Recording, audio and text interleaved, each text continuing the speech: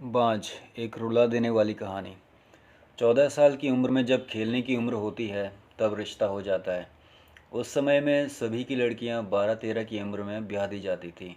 शादी का मतलब भी पता नहीं होता था। बस ये सोचकर खुश होते थे कि नए नए कपड़े मिलेंगे।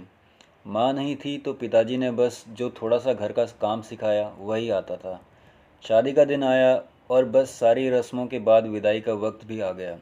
रोते रोते डोली में बैठकर ससुराल पहुंच गई। इतनी आलीशान हवेली देखकर मन ही मन बहुत खुश हुई। तभी सासू माँ की आवाज़ आई, अरे जल्दी से कलश लाओ, बहू आ गई है। और मैंने घूंघट की आड़ से अपनी सास को देखा। आंखों से एकदम सख्त मिजाज की लग रही थी मुझे। सच मानो थोड़ा डर गई थी उनको देखकर मैं। सारी रस्में खत्म होते रात हो गई थी। बिस्तर पर लेटते ही नींद आ गई।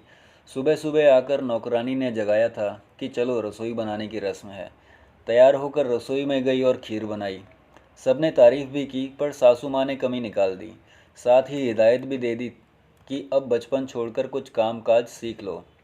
15 दिन बाद मेरे पति को भी हॉस्टल जाना था क्योंकि वह बीए कर रहे थे। खैर अमर भी हॉस्टल चले गए और मैं अकेली रह गई अपनी सास और ससुर के साथ। बीच बीच में मेरे अमर चिट्ठी लिखते थे, पर पहले सासू माँ थी, बाद में मेरे पास आती थी। उम्र कम होने की वजह से इतना फ़र्क नहीं पड़ता था। मेरे अकेलेपन का साथी था आम का पेड़। हाँ, वही आम का पेड़ जो हवेली के पीछे के आंगन में लगा था। उस आम के पेड़ के नीचे एक कच्ची मिट्टी का कमरा भी बना हुआ था, पर वो पेड़ फल नहीं देता था। इसलिए सारी हवेली वाले उस पेड़ को बांझ कहते थे। पर मुझे ना जाने क्यों उस पेड़ से बहुत प्यार था। जब काम से निर्वृत्त होकर कुछ फुर्सत के पल मिलते थे तो वो एक वही पेड़ मेरा साथी होता था। उसे देखते हुए मैं अपनी सारी थकान भूल जाती थी। 2 साल बीत गए और मैं 16 की हो गई। अमर की भी पढ़ाई पूरी हो गई थी। आज अमर वापस आ रहे हैं। सासू माँ सुबह से ही तैयारी में लगी हुई थी।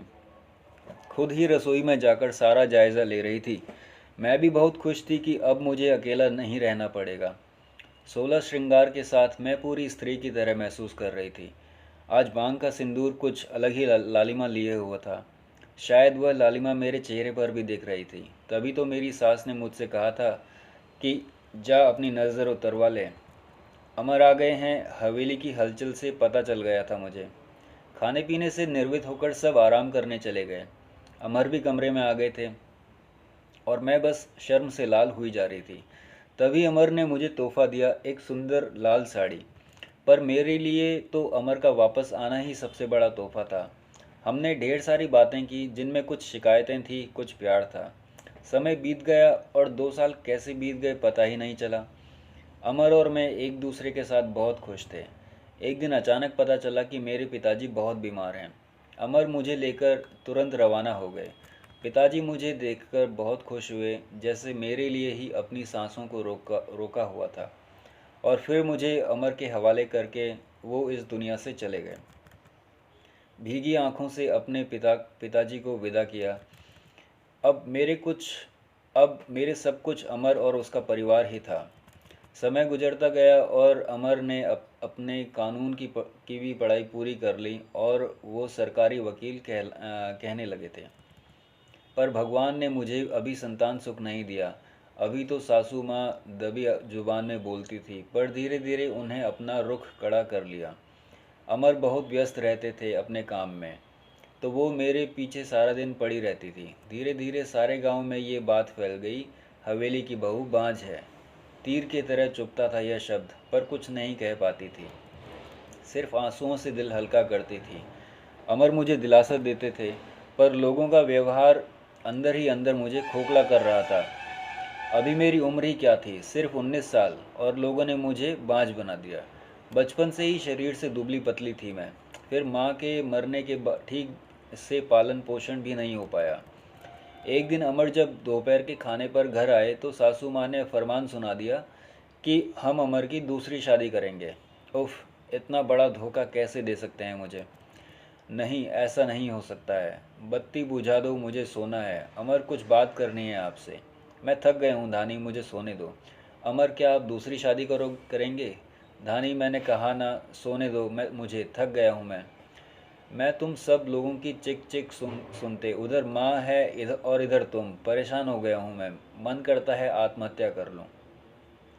नहीं अमर, ऐसा मत कहिए, धानी ने अमर के मुंह पर हाथ रखे हुए कहा।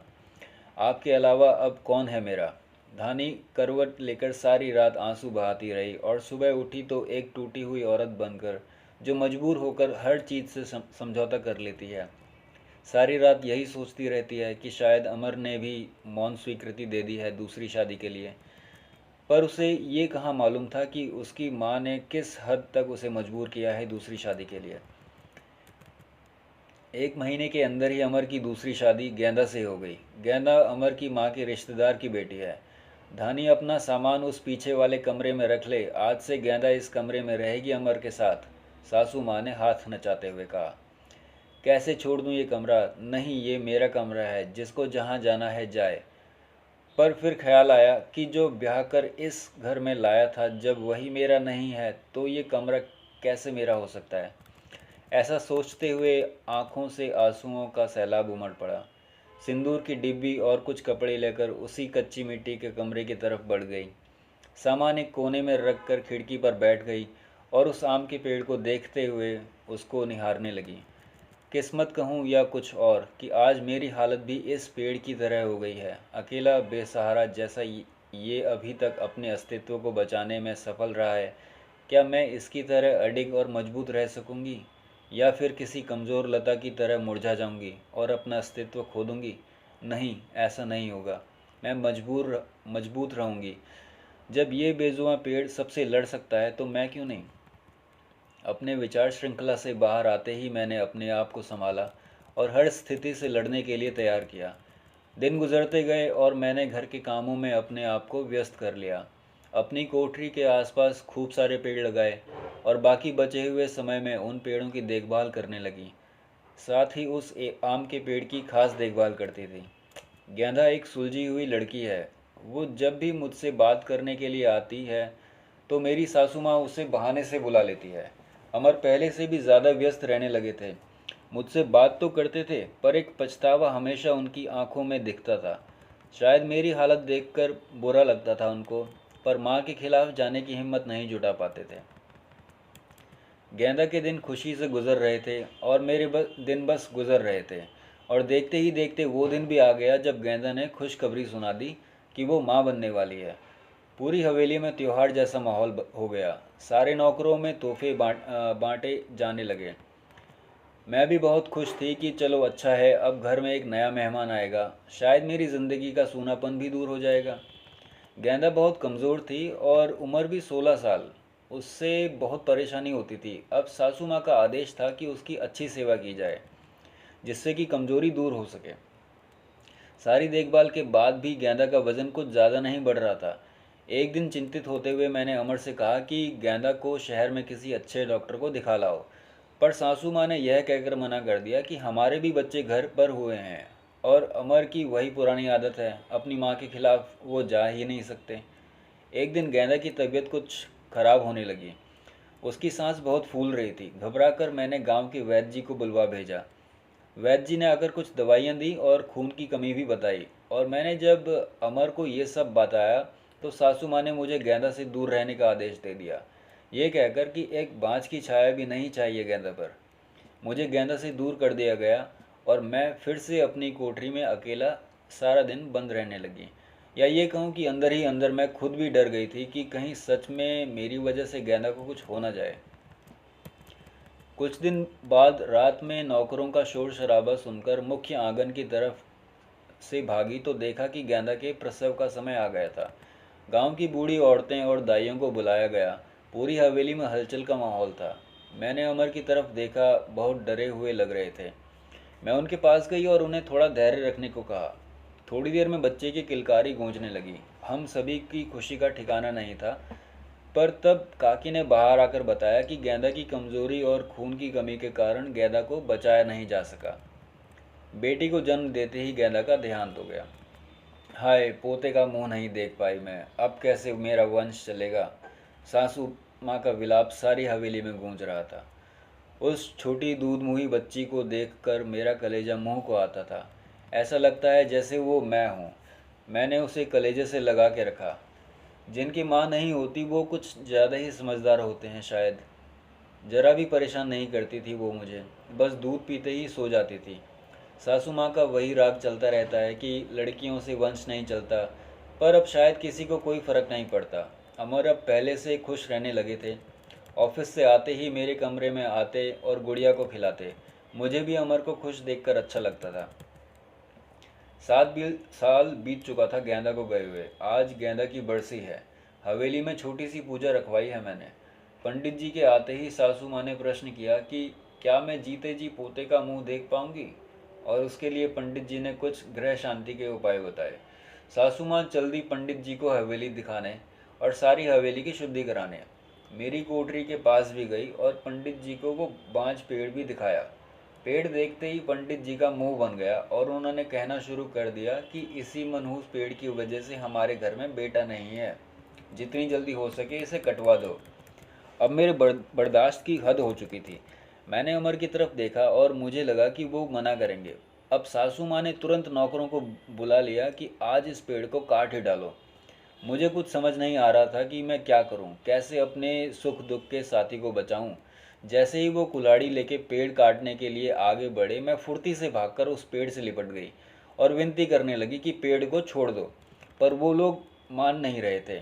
मैं रोती जा रही थी पर किसी को तरस नहीं आ रहा था। तभी किसी ने मुझे खींच कर धक्का दिया और मेरा सिर पत्थर से टकरा गया। सर से खून की धार निकल रही थी। ये देखकर अमर से रहा नहीं गया और उनको वहाँ से हटा दिया गया और तुरंत मुझे हॉस्पिटल ले गए।